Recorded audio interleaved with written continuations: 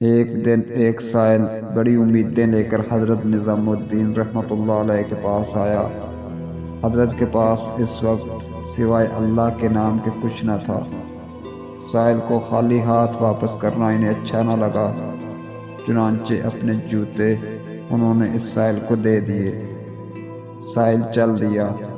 راستے میں ایک سرائے ملا۔ اس سائل نے وہاں قیام کیا۔ اس وقت امیر خسرو رحمۃ اللہ علیہ تجارت کر کے لوٹ رہے تھے۔ خوب کمایا تھا، تمام مال و اسباب ساتھ تھے۔ جب معلوم ہوا کہ یہاں ایک سائل ہے جو دہلی سے آیا ہے تو فوراً اس سے ملنے گئے تاکہ اس سے اپنے مرشد کا حال معلوم کر سکے۔ اس نے اپنی محرومی کی داستان سنائی۔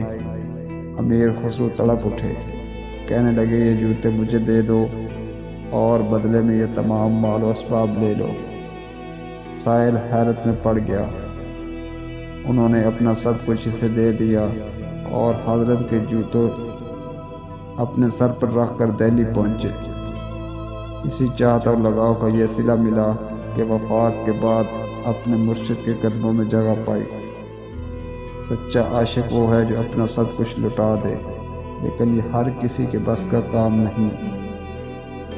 جگر مراد آبادی نے ٹھیک ہی کہا ہے، یہ عشق نہیں آسان، بس اتنا سمجھ لیجئے، ایک آگ کا دریا ہے اور ڈوب کے جانا ہے۔